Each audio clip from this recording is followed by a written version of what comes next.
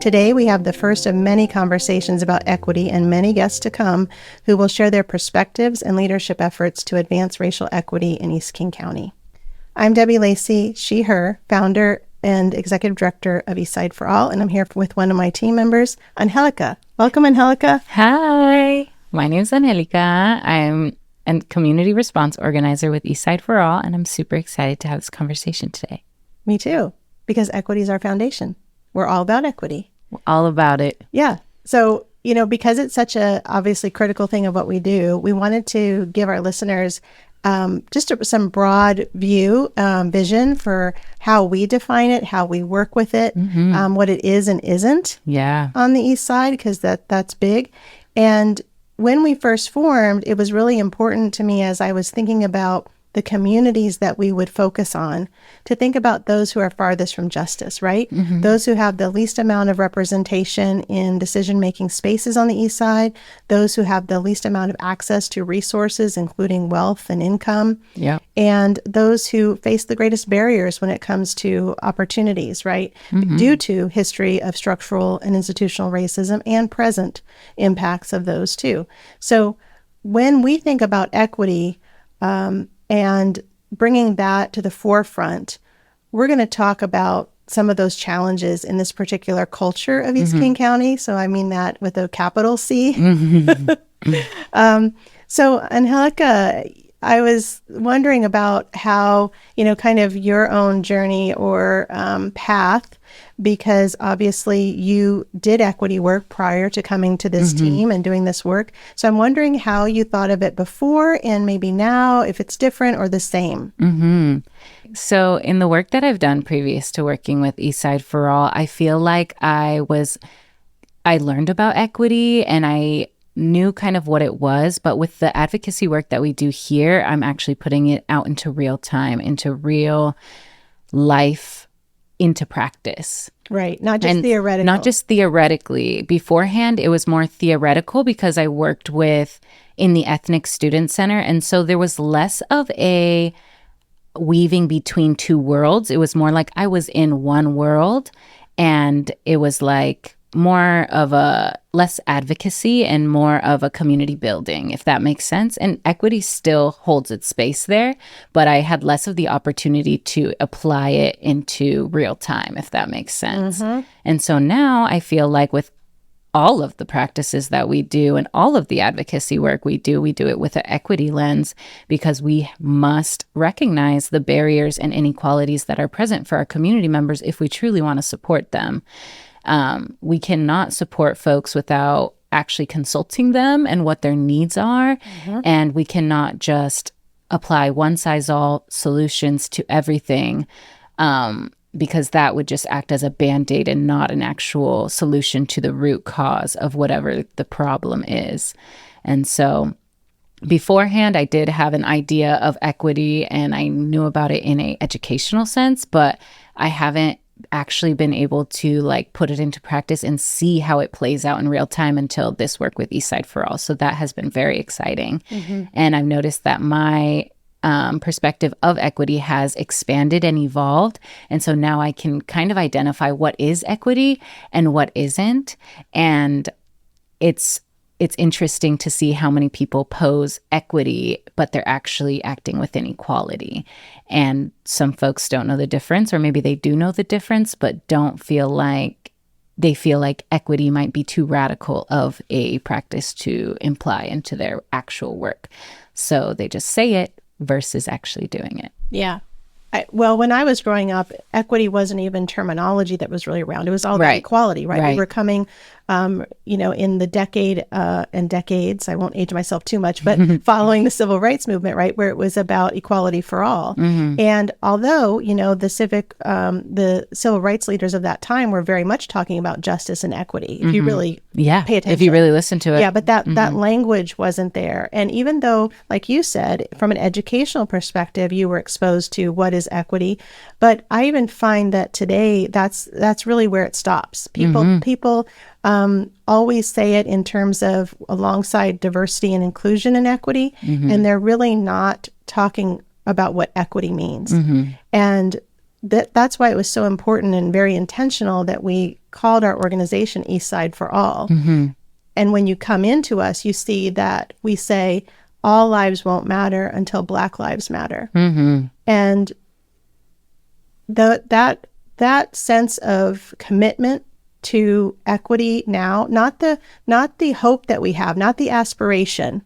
Of course, we aspire for all lives to matter. Yeah. That would be great. But until then, right, we have to stand in the space of equity and what that means for certain people who are in Black and brown bodies. Yeah, absolutely. Yeah. We have to address the barriers that were created, from a result of colonization, slavery, all of these things, all of these inequities that we have are intentional. They're barriers that have evolved and they're still here. And if we aren't looking at things from an equity lens, we will never get to equality. And equality is a dream, and it sounds amazing, but we do need to address things with an equity lens if we really want to get there. What do you think are some of the conditions in the culture, again with the capital C in East King County? We love East King County, and that kind of contribute to this real resistance, I would say it is, to actual equity work. Yeah. What are some things that you see as part of what contributes to that? I think that true equity work would be seen as pretty radical because you would be uplifting a specific group, or you would be addressing things in an unequal way. Yep. And that is seen as radical. But on the other side, things have been functioning in an unequal way this entire time, but nobody seems to fuss about that. But once we want to address things and uplift people, a specific group, right, that's when people have an issue. Yeah. And so the radicalization, and I put quotes in the air because it's not very radical. It really isn't radical. It's not that crazy, but it seems like it is. And so I think a big issue is that with institutions and cities and places that hold some sort of power to do equity work that maybe aren't, it would completely disrupt their flow, their current flow. And it would really put a spotlight on some of the ways that they've been acting inequitable. Yeah. And it would create a lot of uproar in what's really been going on. And it would put a lot of exposure and spotlight on them. Yeah. And they don't want that. Well, it becomes a risk management issue. Yes. Instead of a people humanity, compassion, equity, quality of life, uplifting everyone, it becomes a risk management issue. Yeah. And they get so afraid of litigation. And, the vast majority of our systems that we have in place now in our institutions, whether it's HR or funding processes, they're based on principles of equality, but not equity. Yeah. And that's a problem. Yeah, it is for sure. It is, because we're in the system that is inequitable. And so if you want to combat that or deconstruct that, there has to be equity, but we're not addressing things with equity. We're addressing them with equality. So it's a mismatch of the problem and the solution. They're mismatched. Right. And so, yeah, I totally agree with that. And I think that another thing that I definitely see with these folks are that, since the majority isn't Black or brown, then the majority, whatever the majority consensus is what goes.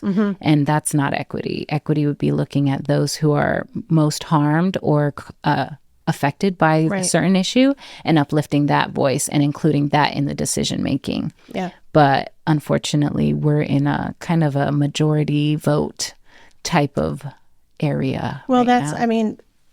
That's what a lot of people believe democracy is. Yes. Right. Yes. Democracy is, majority vote wins. And that's how our elections play out. Yeah. But how do we get to the point of, first of all, a majority of people don't vote? Let's be clear about that. Yes. What we have is we have a system where a majority of the people who vote are making the decisions and have the power. Yes. So that's really not true democracy, right? No, it's not. So people say, if you're talking about, emphasizing certain people over others to make it more equitable, then that's not democratic. Yeah. Right. Well, I would challenge their definition of democracy and Right. democratic processes if they think what we have now is actually a Yes. democracy. Yes, I totally agree. And if you think about like how much work they have done to push Black and brown people just out, Oh, you know, yeah. in general, Well, you know, yeah, like Civil rights movement was all about the exactly. vote, and well, not entirely, but that was a big part of it. Hey, Yeah. you don't have a say in your life if you can't vote, and Yeah. they literally couldn't vote. Yes, and how they funneled Black and brown folks into the prison system so that Yes. they couldn't vote and things like that. It's like, yes, they're leaving it up to the vote, but they're also trying to control who gets to vote. Oh, yeah. And things like that. And so it's all just so intentional. And I think that folks try to act like these are problems that have existed since the beginning of time. This is just how life is on earth. This is just how it is. There's nothing we can do about it. But what we can do is give you a voucher. Yeah.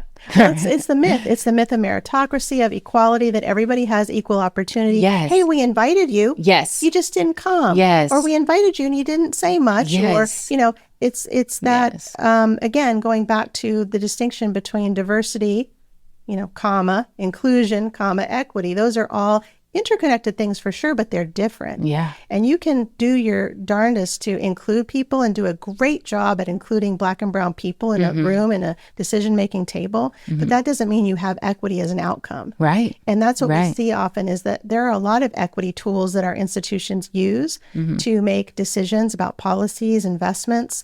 And if you track those questions that are in those equity tools, they're awesome. They really are. But what happens is everything falls apart at the end. Yeah. Because when the actual final decision gets made, who's making that decision, number one? Yes. It's usually a relatively small group of people who are not representative of the Black and brown people who are farthest from justice. And they will tend to cast their decision in terms of equality, or majority of people we heard from indicated they wanted this decision versus that. Yeah. And that's where the equity falls apart. So we would say, is that really equity in action? Yeah. No, that's equity. That's fake equity. Yeah, it is. I totally agree. And we see that a lot with, our cities, I feel like. And I feel like a small example, like on a very small scale, would be like, let's say the city's having an event and they put out a whole bunch of communications for the event in different languages. However, when you get to the event, they don't have any translators. They don't have anyone who speaks those languages. So now you have a whole bunch of people who are not English speakers coming to this event who don't even know what's going on, because you advertised to them that you were like, everybody's included, but you didn't actually do any work to include them in the end. Right. And so it's kind of like, yes, but no. Right. And to say the least, that not even in the co-design of the event, you didn't include all the different communities and cultures. So would it even be something meaningful for them? Right. Would they even see the flyer if, Yes. regardless of whether it's in their language or not? Right. Yeah. Yes. So it's I struggle between like seeing it as, oh, they just don't know, or if it's weaponized incompetence. So that's a whole other topic. Yeah. I personally don't know. Like, do you know or not know? Like, I feel like they know. Yeah. It's been said. It's been said for like centuries now. Okay. We will have a lot of talks about that, and a lot of folks in our community who can speak to that. That's a great question. Let's write that one down. Yeah, Ask I like everyone that. Yes. What do you think? Is this intentional? Yeah. Do you think they know? I think they know. We won't go there today. I'll reserve my opinions on that for now. But I think, those of you listening to this and us right here in the moment, we can feel very disheartened about this, right? Because it's really rare to actually see equity happen successfully. However, we want to bring those examples forward because they do exist. And we're going to be talking about them. And we have a new series starting called Equity Illuminated, where we're going to talk about some concrete success stories of where not just inclusion, not just diversity, not just an equity tool was used, but actually the outcome. The final decision, the policy, the investment, the practices, advanced equity. Yes. Advanced equity. We like that. Yeah. So join us next time for that conversation. We look forward to having you all back for that. And in the meantime, you can stay connected with us at eastsideforall.org.